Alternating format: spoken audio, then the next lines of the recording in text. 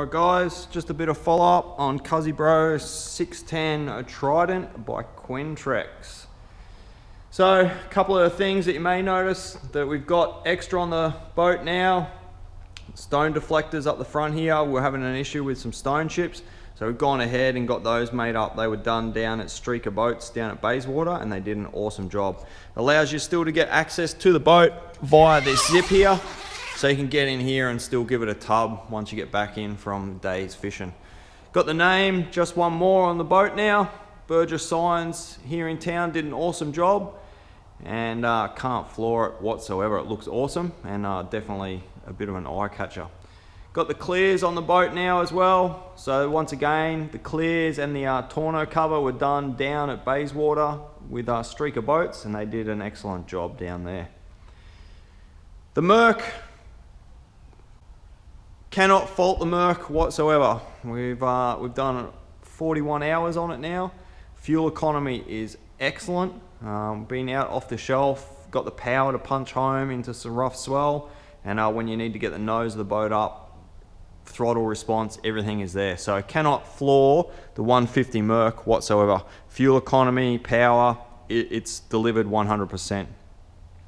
In the back of the boat, we've gone ahead and put in bit more storage, so just somewhere to put all our hooks, sinkers, some jigs, a few other things that we want for quick access. So we've gone and put those into the driver's side of the boat, and it's come up quite well. I'll probably end up putting a second one in on the passenger side.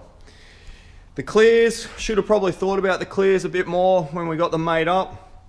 The reason I say that is they limit you getting access into the gunnel rod holder up the front here. So once we put outriggers on the boat itself, you're not going to be able to use that unless we get new clears. So that's something that we're going to have to do in the near future. Had one issue with the live bait tank with the light in there, corrosion with the sea bouncing around in the back there. It was eating into the wiring, the electrics with the fit out that they put in to the Quintrex to start with. So I've gone ahead and replaced that and put an LED light strip in there, and as you can see, it's worked really well. I've also covered that in clear Celastic, so that should stop the corrosion issue.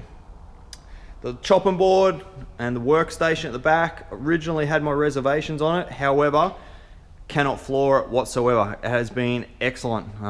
That couple of trips that we've had over the coast this year where we've had big makos on, hasn't gotten in the way and hasn't stopped us from doing what we need to do. So overall, I have to take my hat off to Quintrex. They've really thought it through and it's in the right spot. Okay, the Fusion stereo. So I've gone ahead and put a Fusion in it. We were talking about it when I first did the DVD.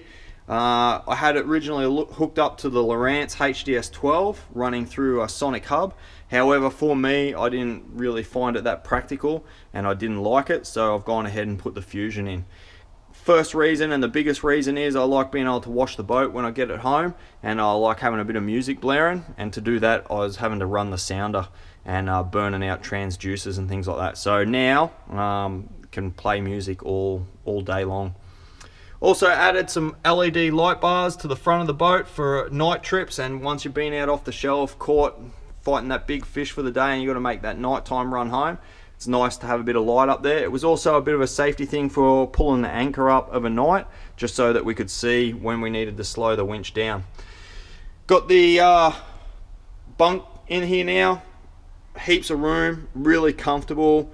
The two of us have slept over on the boat a couple of times now and haven't had an issue.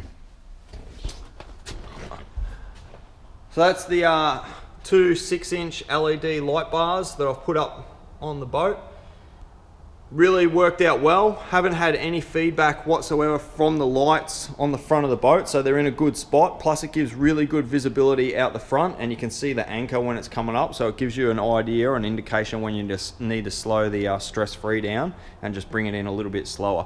So it works really well. They project a lot of light and they've been really effective. Had a couple of issues with the windscreen wiper. We snapped the pin just in here over at Burmy and had to do a trip back in without the wiper, which was a bit of a buggerance, let me tell you. Spoke to Quintrex about it, and the guys down at Streaker Boats, they sent out a new wiper blade and arm, so we'll see how that goes. I still think it needs to be beefed up a little bit more, but we'll see how this one plays out. So overall, guys, still really happy with the 610. Can't floor it whatsoever. Been in some pretty rough water now. We've had water breaking over the front of the boat. We've had, you know, a nighttime trip back in from 62 k's offshore, and overall really happy with the boat. 100%. Really sturdy, stable in rough water, and just with that hard top, it gives you that sense of protection and everything when you're coming home in that rough swell at night. So overall, hats off to Quintrex. They've done an awesome job. They've really thought about the Quintrex Trident 610 hardtop and done an excellent job.